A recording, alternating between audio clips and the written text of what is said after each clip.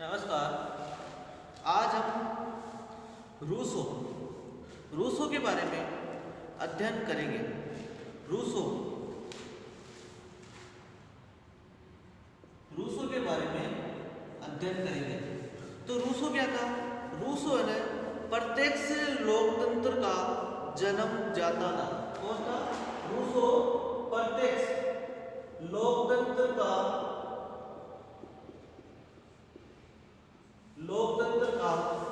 जन्मदाता था। रूसो प्रत्यक्ष लोकतंत्र का जन्मदाता था। यहां से क्वेश्चन बना हुआ है, प्रत्यक्ष लोकतंत्र का जन्मदाता कौन है? तो रूसो क्या था? प्रत्यक्ष लोकतंत्र का जन्मदाता था। और क्या था? जो समानता का सिद्धांत दिया वो रूसो ने ही प्रतिपादक किया था। जो समानता का सिद्धांत है, समानता का सिद्धांत का प्रतिपादन किसने किया? रूसो ने क्या किया? समानता के सिद्धांत का प्रतिपादन किया। उसके बाद में जो फ्रांसीसी क्रांति है उसका जनक भी रूसो को कहा जाता है। किसका? फ्रांसीसी क्रांति का। जो फ्रांस में क्रांति हुई, फ्रांसीसी क्रांति का जो प्रत्यक्ष लोकतंत्र है उसका जन्मदाता कौन है? ये रूसो है। और समानता का सिद्धांत, इसको प्रतिपादन किसने किया? इसी रूसो ने किया। जो फ्रांस में फ्रांसीसी क्रांति हुई वो किसकी देन है? फ्रांसीसी क्रांति किसकी देन है? फ्रांसीसी क्रांति भी इस रूसो की देन है। फ्रांसीसी क्रांति जिसका जनक किसको माना जाता है? इसी रूसो को माना जाता है। एक सिद्धांत दिया था तो उसने समानता का सिद्धांत, प्रत्यक्ष लोकतंत्र और फ्रांसीसी क्रांति का जनक भी इसे ही माना जाता है। एक है जैकोबिनवाद।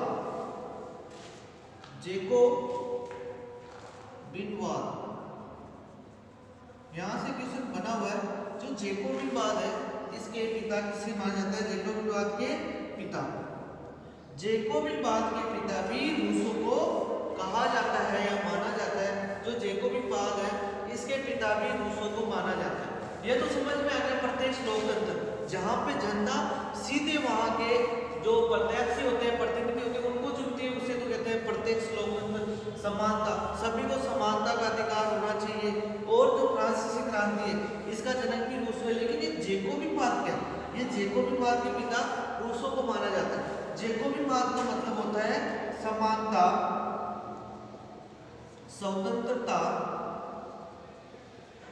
भाईचारा, इन सभी का मिश्रण जैकोबिनवाद कहलाता है। यहां से क्वेश्चन बन सकता है जैकोबिनवाद का क्या अर्थ होता है? तो जैकोबिनवाद का अर्थ होता है समानता, स्वतंत्रता, भाईचारा, इन सभी को क्या कहते हैं? जैकोबिनवाद कहा जाता है। तो जैकोबिनवाद का पिता किसे कहा जाता है? रूसो को कहा जाता है। और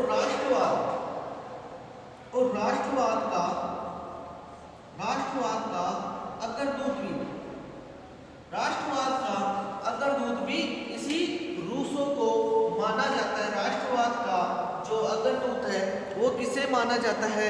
इसी रूसो को। लोकप्रिय प्रभुसत्ता का विचार भी रूसो की देन है। लोकप्रिय प्रभुसत्ता ये किसकी देन है? ये भी रूसो की देन है। तो ये चीजें ध्यान रखना, एग्जाम में इनसे संबंधित क्वेश्चन पूछे जा चुके हैं, तो ये चीजें आपको ध्यान रखनी है। इसके बाद में रूसो ने और क्या क्या विचार दिए? तो इसके बाद में हम देखेंगे कि रूसो ने और क्या क्या विचार दिए। तो रूसो को स्वतंत्रता का प्रबल समर्थक माना जाता है। किसको? रूसो किसका समर्थक माना जाता है? स्वतंत्रता का प्रबल समर्थक माना जाता है। कैसे? रूसो ने क्या किया? रूसो ने एक कथन कहा था। रूसो का प्रसिद्ध कथन है क्या? मनुष्य क्या स्वतंत्र जन्म लेता है। मनुष्य क्या लेता है? स्वतंत्र जन्म लेता है। लेकिन वो जब इस यहाँ पे आ जाता है, इस दुनिया में आ जाता है, तो क्या वो हर जगह जंजीरों से या बेड़ियों के बंधन से झगड़ा होता है। इसी आधार पर कहता है रूसो स्वतंत्रता का प्रबल समर्थक माना जाता है। रूसो कहता है कि मनुष्य जब जन्म लेता है तो स्वतंत्र होता है, लेकिन जब वो यहाँ आ जाता है तो वो क्या जंजीरों में या बेड़ियों में, वो बेड़ियों में बंध जाता है। तो ये कथन भी ध्यान रखना, ये कथन किसने कहा था? ये भी रूसो ने कहा था। छोटे छोटे क्वेश्चन में पूछा जा सकता है कि मनुष्य स्वतंत्र जन्म लेता है लेकिन वो हर जगह क्या है, बेड़ियों में या जंजीरों में बंधा होता है। ये किसने कहा था? तो ये किसने कहा था? तो ये रूसो ने कहा था। रूसो ने और भी कहा था, जो हम सोचते हैं वो क्या है, पशु के समान है। रूसो ने एक और विचार दिया था कि जो हम सोचते हैं वो किसके समान है, पशुओं के समान है। अर्थात सोचने का कार्य किसका है, पशुओं का होता है। रूसो कहता है कि सोचने का कार्य किसका होता है, सोचने का कार्य किसका होता है, पशुओं का होता है। किसका होता है? पशुओं का होता है। जो रूसो ने विचार दिया था, जो सोचने का कार्य होता है वो पशुओं को होता है। अर्थात रूसो कहता है कि जो विवेकी इंसान है, ज्ञानी इंसान है, जो विवेकी मनुष्य है, वो किसके समान है, वो पशु के समान है। वो पशु के समान है। रूसो कहता है कि जो क्या सोचने का कार्य है वो किसका है, पशुओं का होता है। अर्थात जो मनुष्य होता है, विवेकी मनुष्य होता है, वो एक पशु के समान है। ये किस आधार पे किया था? ये वाक्य किस आधार पे रूसो ने कहा था? वर्तमान समय में देख लो, जो मनुष्य होता है वो क्या करता है, पूरे दिन बस सोचता रहता है कि हम ये करेंगे, हम वो करेंगे। जो मनुष्य जितनी बातें सोचे, मान लो उसने 100 बातें सोची या मान लो 10 बातें सोची, आज हम ये करेंगे, हम आज वहाँ जाएंगे, आज हम ये करेंगे, आज हम ये करेंगे। तो हम जो सोचते हैं, 10 बातें सोची या 100 बातें सोची, इनमें से कितना सही होता है? एक बात या 2 बात ही सही होती है, बाकी सभी गलत होती है। तो इसीलिए कहा कि इंसान को उतना ही सोचना चाहिए जो वो कर सके। अर्थात सोचने का कार्य पशुओं के समान वो पशु करते हैं, लेकिन विवेकी मनुष्य है वो पशु के समान है। अर्थात जो ज्यादा सोचता है वो क्या है, पशु के समान है। उतना ही सोचना चाहिए जो अपना कार्य निकल सके, अपनी फालतू की बातें नहीं सोचनी चाहिए।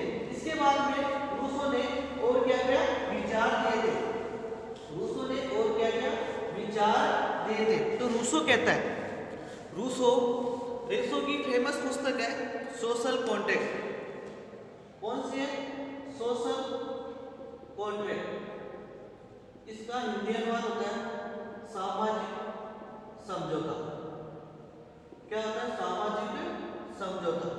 इसका सामाजिक समझौता ये 3 व्यक्तियों ने दिया था, होब्स, लॉक, रूसो। अपने सिलेबस के अकॉर्डिंग 3 व्यक्तियों ने दिया था, होब्स, लॉक, रूसो। ये सिद्धांत 3 व्यक्तियों ने दिया था। लेकिन ये पुस्तक किसने लिखी? ये पुस्तक लिखी रूसो ने। ये पुस्तक कब लिखी थी? 1762 ईस्वी में। ये पुस्तक लिखी थी 1762 ईस्वी में। रूसो का जो जन्म हुआ था, जन्म कब हुआ था? 1712 ईस्वी में रूसो का जन्म हुआ। कितना?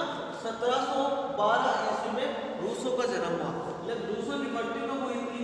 रूसो की मृत्यु हुई थी 1778 ईस्वी में। रूसो का जन्म 1712 में, मृत्यु हुई थी 1778 ईस्वी में। जो सोशल कॉन्ट्रैक्ट है, ये पुस्तक कब लिखी गई थी? 1762 ईस्वी में। कब लिखी गई थी? 1762 ईस्वी में। जो ये सोशल कॉन्ट्रैक्ट है, इसमें अपने जो संपूर्ण राजनीति विचार है इसी पुस्तक में देता है। अपने जो संपूर्ण जो राजनीति विचार है वो किसमें देता है? संपूर्ण राजनीतिक विचार किसमें देता है? वो इसी में देता है, इसी पुस्तक में देता है, सोशल कॉन्ट्रैक्ट। ये कब लिखी गई थी? 1762 में। और भी बहुत सारी पुस्तक लिखी, जैसे इमाइल। कौन सी? इमाइल। ये फेमस पुस्तक है। ये प्लेटो के शिक्षा से संबंधित है। मैंने प्लेटो का शिक्षा जब पढ़ाया था उससे संबंधित है। क्या? उससे संबंधित है।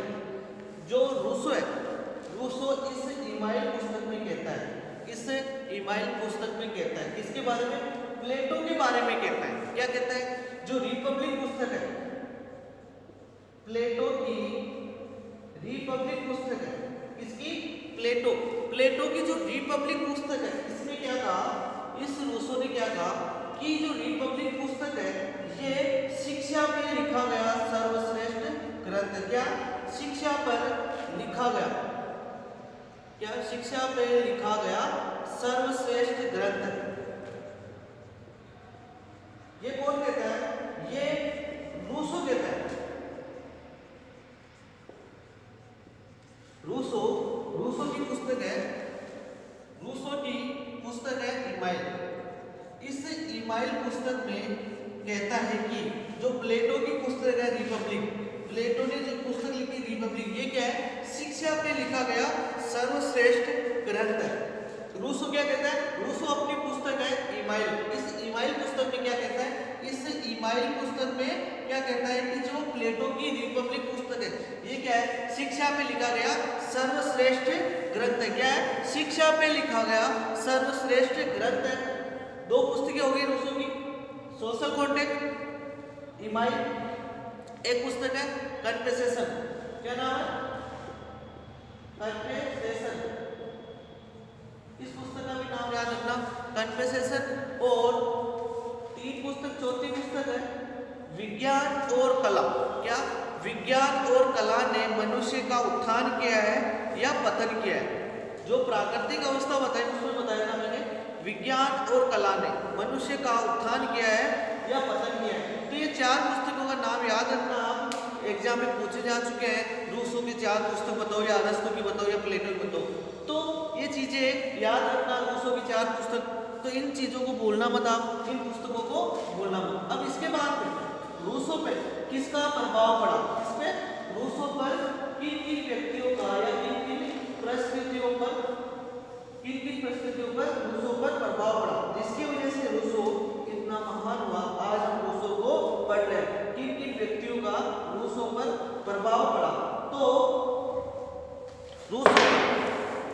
रूसो पर प्रभाव, क्या रूसो पर प्रभाव किन किन का पड़ा, तो रूसो पर प्रभाव पड़ा प्लेटो, अरस्तु। इसका प्लेटो है, अरस्तु। रूसो पर प्रभाव प्लेटो और अरस्तु पर पड़ा। और उसके अलावा रूसो पर लोक का भी प्रभाव पड़ा, इसका लोक का भी प्रभाव पड़ा, जो लोक है जिसने सामाजिक समझौता दिया था। और किसका प्रभाव पड़ा, फ्रांसीसी क्रांति का। किसका, जो फ्रांस में क्रांति हुई, फ्रांसीसी क्रांति रूसो की देन है, लेकिन ये किसका प्रभाव पड़ा, ये रूसो पर प्रभाव पड़ा। और किसका प्रभाव पड़ा, जब वो स्विट्जरलैंड में था तो वो इधर से उधर भटक रहा था, तो स्विट्जरलैंड की जो परिस्थितियां थी उसका भी रूसो पर प्रभाव पड़ा। किस पर, जो स्विट्जरलैंड था,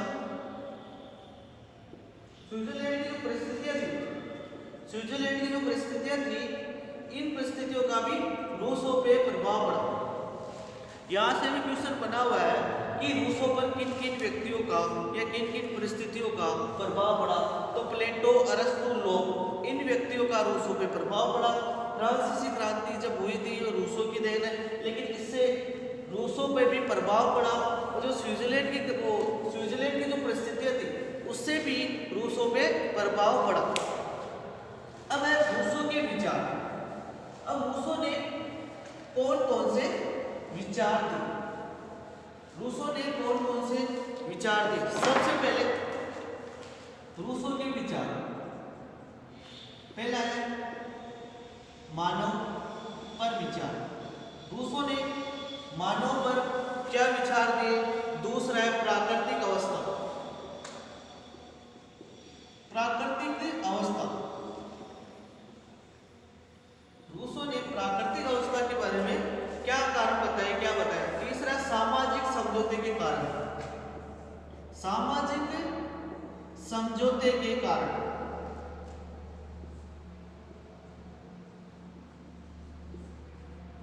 अगर आपको एग्जाम में इतना पूछ ले रूसो के प्रमुख विचार बताओ, तो सबसे पहले ये पॉइंट लिखना है, फिर इसके बाद में हर एक पॉइंट पर अपने अपने जो रूसो के विचार है वो विचार देने हैं। तो सामाजिक समझौते के कारण, उसके बाद में समझौते का स्वरूप, जो सामाजिक समझौता है इसका क्या स्वरूप, इसका क्या स्वरूप था। और राज्य की उत्पत्ति, क्या अगला है राज्य की उत्पत्ति। राज्य की उत्पत्ति किस प्रकार हुई? आपको ये पॉइंट याद हो जाएंगे तो एग्जाम आप आराम से लिख पाओगे। उसके बाद में जो सामाजिक समझौता है उसकी विशेषताएं, सामाजिक समझौते की विशेषताएं, सामाजिक समझौते की विशेषताएं। तो मानव पर विचार, मानव स्वभाव पर क्या विचार दिए? प्राकृतिक अवस्था, सामाजिक समझौते के कारण, सामाजिक समझौते के स्वरूप, राज्य की उत्पत्ति और सामाजिक समझौते की विशेषताएं। इसके बाद में सामाजिक समझौते की आलोचना, सामाजिक समझौते की इसने क्या आलोचना की। उसके बाद में इसने क्या सामान्य इच्छा पर क्या विचार दिए? किस पे? सामान्य इच्छा पे, सामान्य इच्छा पर क्या विचार दिए। और शासन पे क्या विचार दिए? किस पे? शासन पर, शासन पर क्या विचार दिए, शासन पर क्या विचार दिए। और रूसो की होब्स से तुलना, किससे?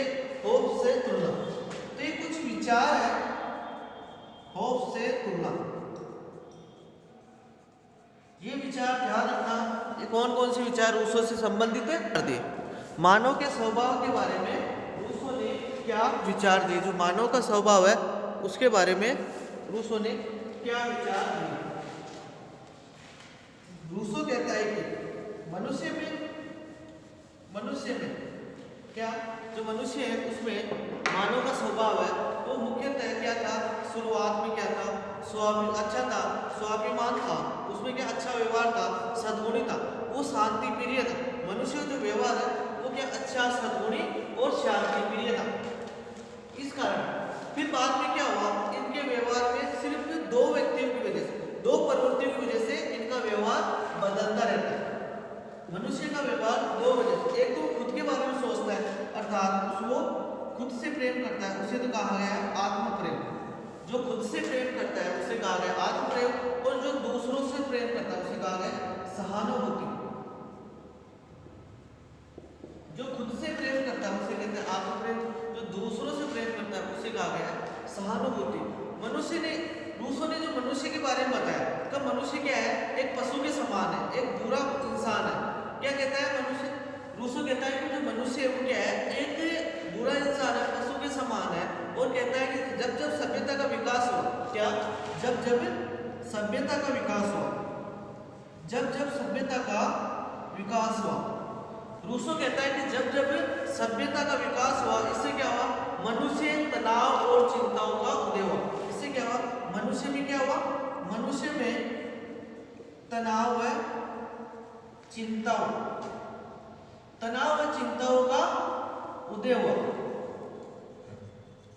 रूसो कहता है, रूसो मानव पर क्या विचार देता है कि मानव पे दो प्रवृत्तियां होती है। मानव में क्या होती है? दो प्रवृत्तियां होती है। एक तो होता है आत्म प्रेम, दूसरा होता है सहानुभूति। इसी आधार पर कहता है कि जब जब सभ्यता या विज्ञान का आविष्कार हुआ या विकास हुआ, जब जब सभ्यता या विज्ञान का विकास हुआ, उससे क्या हुआ?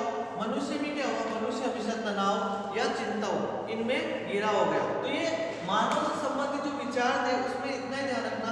मानव ने रूसो ने मानव के बारे में दो बताया, एक तो होता है आत्म प्रेम, दूसरा होता है सहानुभूति। आत्म प्रेम जो खुद से प्रेम करे, सहानुभूति जो दूसरों का कल्याण के बारे में सोचे।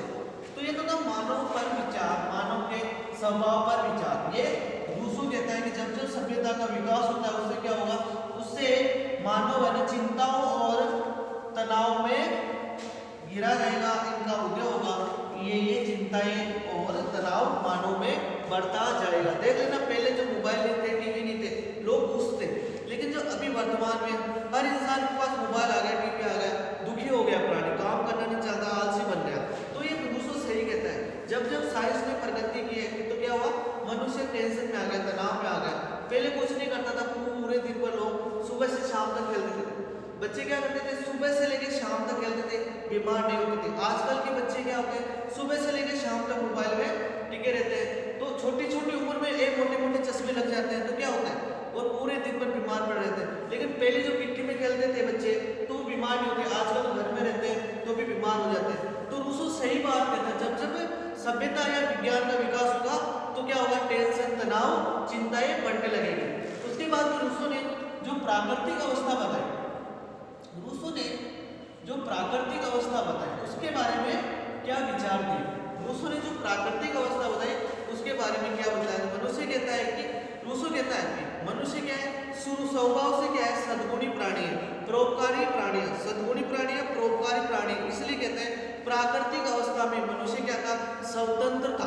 क्या था, मनुष्य स्वतंत्र घूमता था। जो प्राकृतिक अवस्था थी, जो पहली अवस्था थी, इसमें क्या मनुष्य जंगल में घूमता था, न उससे कोई मतलब नहीं था, स्वार्थ की भावना से नहीं थी उसके अंदर, न उसके अंदर स्वार्थ की भावना थी, न नैतिकता थी, न अनैतिकता थी।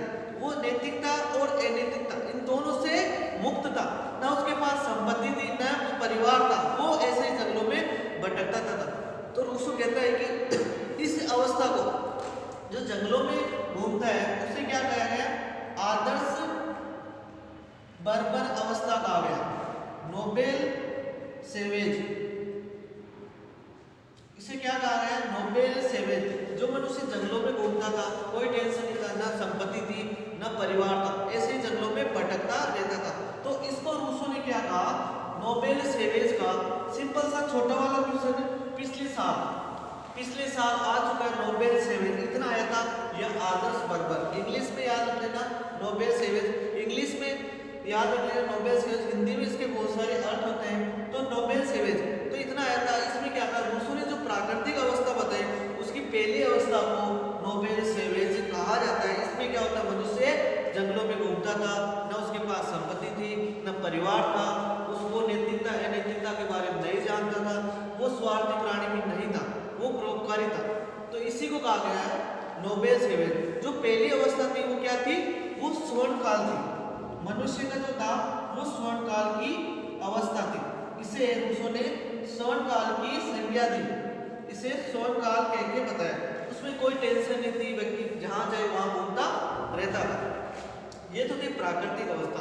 अब क्या होता है, इस प्राकृतिक अवस्था में किसी व्यक्ति ने क्या कर लिया, संपत्ति रोक ली, किसी ने हल्का आविष्कार कर लिया। तो जिसने संपत्ति रोकी उससे क्या हुआ, एक सामाजिक, उससे क्या हुआ, निजी संपत्ति का उदय हुआ।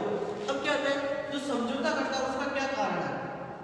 अब रूसो कहता है कि जो व्यक्ति समझौता करता है उसके कारण, उसके क्या कारण बताता है। रूसो कहता है कि जो समझौता करता है उसके क्या कारण बताता है। कहते हैं जो प्राकृतिक अवस्था में जैसे जैसे जनसंख्या बढ़ती गई, क्या कहते हैं, जैसे जैसे जनसंख्या बढ़ती गई, क्या होती गई, जनसंख्या बढ़ती गई, जनसंख्या में वृद्धि होती गई, क्या हो गया, फिर कुछ विवेकी या ज्ञानी इंसान, विवेकी मनुष्य या ज्ञानी इंसान क्या हो गया, जो जिसके पास विवेक है उसके कारण क्या कर लिया, उसने क्या कर लिया, कुछ प्रॉपर्टी या खुद की निजी संपत्ति बना ली। क्या कर ली, निजी संपत्ति बना ली। क्या कर ली, निजी संपत्ति बना ली, जिसके कारण क्या हो गया, व्यक्ति क्या हो गया, जो मनुष्य है वो क्या हो गया, वो स्वार्थी हो गया, वो क्या हो गया, स्वार्थी हो गया। कहते हैं कि इस समझौते के कारण क्या होता था रूसो, तो जब जब मनुष्य के जनसंख्या में वृद्धि हुई उससे क्या हुआ, विवेकी मनुष्य ने क्या कर लिया, अपनी निजी संपत्ति, प्राइवेट संपत्ति बना ली। इससे क्या हो गया, व्यक्ति स्वार्थी हो गया। क्या हो गया, व्यक्ति स्वार्थी हो गया। और रूसो के अनुसार व्यक्तिगत संपत्ति क्या हो गई, व्यक्तिगत संपत्ति बना लेने से, जो व्यक्तिगत संपत्ति बना ली, जो निजी संपत्ति बना ली, इससे क्या हो गया, कुछ लोगों के पास संपत्ति नहीं थी तो उससे क्या हो गया, लोगों की स्वतंत्रता कम हो गई। क्या होगी, स्वतंत्रता कम हो गई। जिनके पास संपत्ति नहीं थी उससे क्या होगी, लोगों की स्वतंत्रता कम होगी। इसके कारण कहता है कि रूसो ने संपत्ति के कारण क्या कहा, मनुष्य में जिन लोगों ने संपत्ति बना ली इससे क्या हुआ, इनके पास संपत्ति नहीं थी, प्रॉपर्टी नहीं बना पाई, उससे क्या हुआ, लोगों में संघर्ष स्टार्ट हो गए, हिंसा स्टार्ट हो गई, कलह स्टार्ट हो गया, दास प्रथा का जन्म हो गया। ये क्या हो गई, युद्ध की परिस्थितियों का उत्पन्न, इसी कारण युद्ध की परिस्थितियां उत्पन्न हो गई। तो रूसो कहता है, क्या कहता है रूसो, इसके कारण जो व्यक्तिगत संपत्ति बना ली लोगों ने, निजी संपत्ति बना ली, इससे क्या हो गया, लोगों की स्वतंत्रता क्या हो गई, कम हो गई। इससे क्या होगा, लोगों में हिंसा, संघर्ष, कलह, दास प्रथा, युद्ध की परिस्थितियां उत्पन्न हो गई।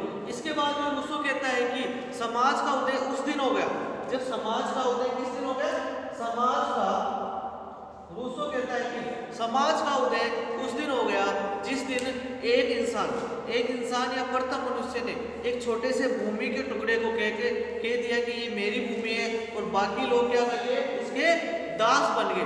तब से क्या हो गया, तब से समाज का उदय हो गया। क्या हो गया, समाज का उदय हो गया।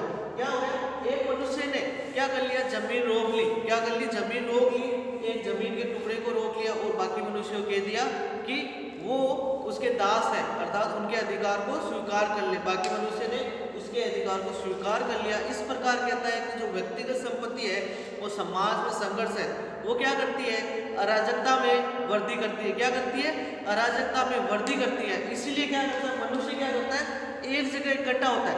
क्या होते हैं, सभी मनुष्य क्या होते हैं, एक जगह इकट्ठा होते हैं और किसकी स्थापना करते हैं, राज्य की स्थापना करते हैं। किसकी स्थापना करते हैं, राज्य की स्थापना करते हैं। एक जगह इकट्ठा होते हैं और किसकी स्थापना करते हैं, तो मनुष्य क्या होते हैं, मनुष्य एक जगह इकट्ठा होते हैं और किसकी स्थापना करते हैं, राज्य की स्थापना करते हैं। इससे क्या हो गया, इससे राज्य का निर्माण हो गया और इससे समझौते के कारण इस प्रकार है।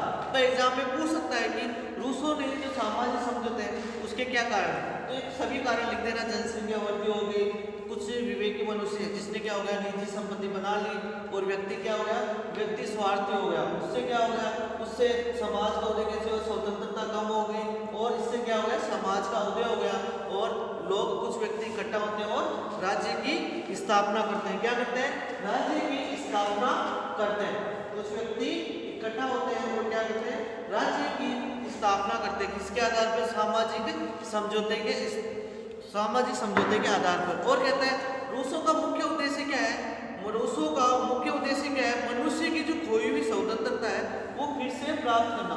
इस रूसो का मुख्य उद्देश्य क्या है, मुख्य उद्देश्य क्या है, जो मनुष्य है, मनुष्य ने ये स्वतंत्रता खो दी। क्या खो दी, कुछ लोगों ने तो प्रॉपर्टी बना ली, संपत्ति बना ली, जमीन रोक ली, लेकिन कुछ लोग नहीं रोक पाए। तो रूसो कहता है कि जो कुछ लोगों ने क्या हो गए, स्वतंत्रता का हनन हुआ। क्या हुआ, स्वतंत्रता का जो हनन हुआ, उससे क्या हुआ, उसको फिर से प्राप्त करना चाहिए। लोगों को सभ्यता का विकास और विज्ञान का उत्तरदायी मानना चाहिए। एक इसलिए लोग क्या सभ्यता का विकास नहीं करें और विज्ञान को इसने क्या माना, उत्तरदायी माना, इसके स्वतंत्रता कम होने के कारण। इसके बाद रूसो कहता है इसका मुख्य जो समस्या का समाधान करने का एक ही कारण है कि मनुष्य क्या करे, प्रगति की ओर वापस लौटे। किसकी ओर, प्रगति की ओर वापस लौटे, प्रगति की ओर वापस लौटे। तो ये कथन भी पूछा जा सकता है कि प्रगति की ओर वापस लौटे ये किसने कहा था, तो ये भी रूसो ने कहा था। क्यों कहा था, क्योंकि ये मनुष्य ने क्या हो गया, प्रॉपर्टी बना ली, निजी संपत्ति बना ली, तो क्या आ गया, तो इसी आधार पर कहता है कि प्रगति की ओर वापस से लौटा जाए। तो रूसो का मानना है कि हमें क्या, हमारा अज्ञान दे दो, हमें क्या दे दो, हमारा अज्ञान दे दो, हमारा भोलापन दे दो, हमें वापस गरीबी दे दो, लेकिन फिर से लौटा दो। क्या मतलब, हमें गरीब बना दो, भले हमें अज्ञान बना दो, भोलापन बना दो, लेकिन इन सब से मुक्त कर दो। इससे क्या होगा, इससे शांति बनी रहेगी, इंसान स्वार्थी नहीं होगा, इंसान क्या नहीं होगा, स्वार्थी नहीं होगा। तो ये कुछ रूसो के प्रमुख विचार थे, हम नेक्स्ट क्लास में रूसो के बाकी बचे हुए विचार पढ़ेंगे। हम नेक्स्ट क्लास में रूसो के बाकी बचे हुए